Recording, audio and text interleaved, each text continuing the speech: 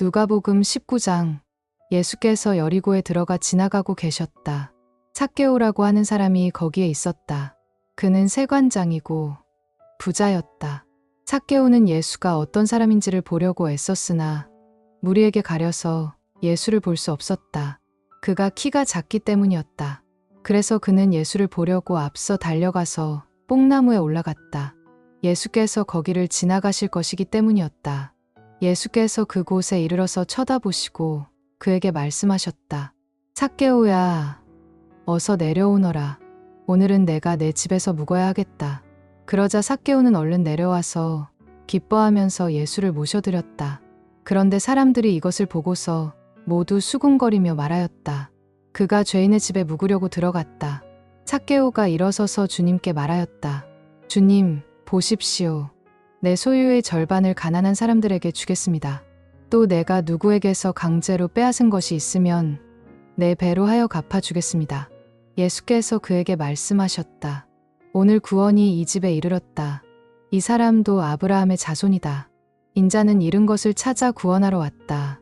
그들이 이 말씀을 듣고 있을 때에 예수께서 덧붙여서 비유를 하나 말씀하셨다. 이 비유를 드신 것은 예수께서 예루살렘에 가까이 이르신 데다가 사람들이 하나님의 나라가 당장에 나타날 줄로 생각하고 있었기 때문이다. 그래서 예수께서 말씀하셨다. 귀족 출신의 어떤 사람이 왕위를 받아가지고 돌아오려고 먼 나라로 길을 떠날 때에 자기 종 10사람을 불러다가 10미나를 주고서는 내가 올 때까지 이것으로 장사를 하여라 하고 말하였다. 그런데 그의 시민들은 그를 미워하므로 그 나라로 사절을 뒤따라 보내서 우리는 이 사람이 우리의 왕이 되는 것을 원하지 않습니다 하고 말하게 하였다. 그러나 그 귀족은 왕위를 받아가지고 돌아와서 은화를 맡긴 종들을 불러오게 하여 각각 얼마나 벌었는지를 알아보고자 하였다. 첫째 종이 와서 말하였다. 주인님, 나는 주인의 한 미나로 10미나를 벌었습니다. 주인이 그에게 말하였다. 착한 종아, 잘했다. 내가 아주 작은 일에 신실하였으니 10고을을 다스리는 권세를 차지하여라. 둘째 종이 와서 말하였다. 주인님, 나는 주인의 한 미나로 5미나를 벌었습니다. 주인이 이 종에게도 말하였다. 너도 5고을을 다스리는 권세를 차지하여라. 또 다른 한 종이 와서 말하였다. 주인님, 보십시오. 주인의 한 미나가 여기에 있습니다. 나는 이것을 수건에 싸서 보관해 두었습니다. 주인님은 야무진 분이라서 맡기지 않은 것을 찾아가시고 심지 않은 것을 거두심으로 나는 주인님을 무서워하여 이렇게 하였습니다. 주인이 그에게 말하였다. 악한 종아, 나는 내 입에서 나온 말로 너를 심판하겠다. 너는 내가 야무진 사람이라서 맡기지 않은 것을 찾아가고 심지 않은 것을 거두어 가는 줄 알고 있었지. 그러면 어찌하여 내 은화를 은행에 예금하지 않았느냐. 그랬더라면 내가 돌아와서 그 이자와 함께 그것을 찾았을 것이다. 그리고 그는 곁에 서 있는 사람들에게 말하였다.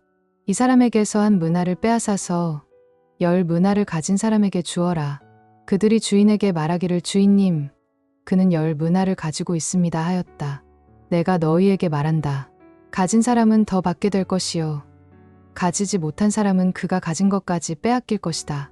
그리고 내가 자기들의 왕이 되는 것을 원하지 않은 나의 이 원수들을 이리로 끌어다가 내 앞에서 죽여라. 예수께서 이 말씀을 마치시고 앞장서서 걸으시며 예루살렘으로 올라가고 계셨다. 예수께서 올리브산이라 불리는 산에 있는 벳바게와 베다니에 가까이 오셨을 때에 제자 2사람을 보내시며 말씀하셨다. 맞은쪽 마을로 가거라. 거기에 들어가서 보면 아직 아무도 타본 적이 없는 새끼 나귀 한 마리가 매여 있을 것이다. 그들이 새끼 나귀를 푸는데 그 주인들이 그들에게 말하였다. 혹시 누가 너희에게 왜 푸느냐고 묻거든 주님께서 그것을 필요로 하십니다 하고 말하여라. 보내심을 받은 사람이 가서 보니 예수께서 그들에게 말씀하신 그대로였다. 그들이 새끼 나귀를 푸는데 그 주인들이 그들에게 말하였다. 그 새끼 나귀는 왜 푸는 거요? 그들이 대답하였다. 주님께서 그것을 필요로 하십니다. 그리고 그들이 그 새끼 나귀를 예수께로 끌고 와서 자기들의 옷을 나귀 등에 걸쳐 얹고서 예수를 올라타시게 하였다. 예수께서 나아가시는데 제자들이 자기들의 옷을 길에 깔았다. 예수께서 어느덧 올리브산의 내리막길에 이르렀을 때에 제자의 온 무리가 기뻐하며 자기들이 본 모든 기적을 두고 큰 소리로 하나님을 찬양하면서 말하였다. 복되시다. 주님의 이름으로 오시는 임금님. 하늘에는 평화, 지극히 높은 곳에는 영광. 그런데 무리 가운데 섞여 있는 바리새파 사람 몇이 예수께 말하였다. 선생님, 선생님의 제자들을 꾸짖으십시오. 그러나 예수께서 대답하셨다. 내가 너희에게 말한다. 이 사람들이 잠잠하면 돌들이 소리 지를 것이다. 예수께서 예루살렘 가까이에 오셔서 그 도성을 보시고 우시었다. 그리고 이렇게 말씀하셨다. 오늘 너도 평화에 이르게 하는 일을 알았더라면 좋을 터인데.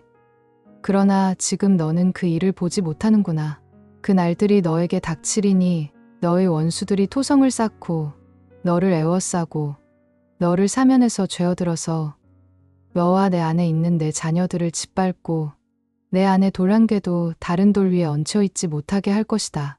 이것은 하나님께서 너를 찾아오신 때를 내가 알지 못했기 때문이다. 예수께서 성전에 들어가셔서 장사하는 사람들을 내쫓으시며 그들에게 말씀하셨다. 성경에 기록하기를 내 집은 기도하는 집이 될 것이다 하였다. 그런데 너희는 그것을 강도들의 소굴로 만들어버렸다. 예수께서 날마다 성전에서 가르치셨다. 대제사장들과 율법학자들과 백성의 우두머리들이 예수를 없애버리려고 꾀하고 있었으나 어찌해야 할지 방도를 알지 못하였다. 백성이 모두 그의 말씀을 열심히 듣고 있었기 때문이다. 누가복음 20장. 예수께서 어느 날 성전에서 백성을 가르치시며 기쁜 소식을 전하고 계실 때에 대제사장들과 율법학자들이 장로들과 함께 예수께 와서 말하였다. 당신은 무슨 권한으로 이런 일을 합니까? 누가 이런 권한을 당신에게 주었습니까? 어디 우리에게 말해 보십시오. 예수께서 그들에게 대답하셨다. 나도 너희에게 한 가지 물어보겠으니 나에게 대답해 보아라. 요한의 세례가 하늘에서 난 것이냐? 사람에게서 난 것이냐? 그들은 자기들끼리 의논하면서 말하였다. 하늘에서 났다고 말하면 어찌하여 그를 믿지 않았느냐고 할 것이요. 사람에게서 났다고 말하면 온 백성이 요한을 예언자로 믿고 있으니 그들이 우리를 돌로 칠 것이다. 그래서 그들은 요한의 세례가 어디에서 났는지를 모른다고 대답하였다. 예수께서 그들에게 말씀하셨다. 나도 무슨 권한으로 이런 일을 하는지를 너희에게 말하지 않겠다. 예수께서 백성에게 이 비유를 말씀하셨다. 어떤 사람이 포도원을 만들어서 농부들에게 새로 주고 오랫동안 멀리 떠나 있었다. 포도를 거둘 때가 되어서 포도원 주인은 포도원 소출 가운데서 얼마를 소장료로 받아오게 하려고 종 하나를 농부들에게 보냈다. 그런데 농부들은 그 종을 때리고 빈손으로 돌려보냈다. 주인은 다른 종을 보냈다. 그랬더니 그들은 그 종도 때리고 모욕하고 빈손으로 돌려보냈다. 그래서 주인이 다시 세 번째 종을 보냈더니 그들은 이 종에게도 상처를 입혀서 내쫓았다. 그래서 포도원 주인은 말하였다. 어떻게 할까? 내 사랑하는 아들을 보내야겠다. 설마 그들이 내 아들이야 존중하겠지. 그러나 농부들은 그를 보고서 서로 의논하며 말하였다. 이 사람은 상속자다. 그를 죽여버리자. 그래서 유산이 우리 차지가 되게 하자. 그리하여 그들은 주인의 아들을 포도원 바깥으로 내쫓아서 죽였다. 그러니 포도원 주인이 그들을 어떻게 하겠느냐? 주인은 와서 그들을 죽이고 포도원을 다른 사람들에게 줄 것이다. 사람들이 이 말씀을 듣고서 말하였다. 그런 일이 없기를 바랍니다. 그때 예수께서 그들을 똑바로 바라보시고 말씀하셨다. 그러면 집 짓는 사람들이 버린 돌이 집 모퉁이의 머릿돌이 되었다 하고 기록된 말은 무슨 뜻이냐? 누구든지 그 돌 위에 떨어지면 그는 부스러질 것이요. 그 돌이 어느 사람 위에 떨어지면 그를 가루로 만들 것이다. 율법학자들과 대제사장들은 예수가 자기네들을 겨냥하여 이 비유를 말씀하신 줄 알았다. 그래서 그들은 바로 그때에 예수께 손을 대어 잡으려고 하였으나 백성을 두려워하였다. 그리하여 그들은 기회를 엿보다가 정탐꾼들을 보내서 이들이 거짓으로 의로운 사람들인 채 행세하면서 예수께로 접근하게 하여 그의 말씀을 책잡게 하였다. 그렇게 해서 그들은 예수를 총독의 치리권과 사법권에 넘겨주려고 하였다. 그들은 예수께 이렇게 물었다. 선생님, 우리는 선생님이 바르게 말씀하시고 가르치시고 또 사람을 겉모양으로 가리지 않으시고 하나님의 길을 참되게 가르치고 계시는 줄 압니다. 우리가 황제에게 세금을 바치는 것이 옳습니까? 옳지 않습니까? 예수께서는 그들의 속셈을 알아채시고서 그들에게 말씀하셨다. 데나리온 한 잎을 나에게 보여다오. 이 돈에 누구의 얼굴상과 글자가 새겨져 있느냐? 그들이 대답하였다. 황제의 것입니다. 예수께서 그들에게 말씀하셨다. 그러면 황제의 것은 황제에게 돌려주고 하나님의 것은 하나님께 돌려드려라. 그들은 백성 앞에서 예수의 말씀을 책잡지 못하고 그의 답변에 놀라서 입을 다물었다. 부활이 없다고 주장하는 사두개파 사람 가운데 몇 사람이 다가와서 예수께 물었다. 선생님, 모세가 우리에게 써주기를 어떤 사람의 형이 자식이 없이 아내를 남겨두고 죽으면 그 동생이 그 형수를 맞아들여서 뒤를 이을 아들을 자기 형에게 세워주어야 한다 하였습니다. 그런데 7 형제가 있었습니다. 마지가 아내를 얻어서 살다가 자식이 없이 죽었습니다. 그래서 둘째가 그 여자를 맞아들였고 그 다음에 셋째가 그 여자를 맞아들였습니다.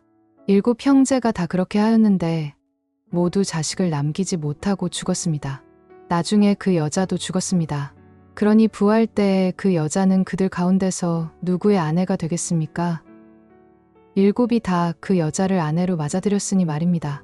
예수께서 그들에게 말씀하셨다. 이 세상 사람들은 장가도 가고 시집도 가지만 저 세상과 죽은 사람들 가운데서 살아나는 부활에 참여할 자격을 얻은 사람은 장가도 가지 않고 시집도 가지 않는다. 그들은 천사와 같아서 더 이상 죽지도 않는다. 그들은 부활의 자녀들이므로 하나님의 자녀들이다. 죽은 사람들이 살아난다는 사실은 모세도 가시나무 떨기 이야기가 나오는 대목에서 보여주었는데 거기서 그는 주님을 아브라함의 하나님, 이삭의 하나님, 야곱의 하나님이라고 부르고 있다. 하나님은 죽은 사람들의 하나님이 아니라 살아있는 사람들의 하나님이시다. 모든 사람은 하나님과의 관계 속에서 살고 있다. 이 말씀을 듣고서 율법학자 가운데 몇 사람이 말하였다. 선생님, 옳은 말씀입니다.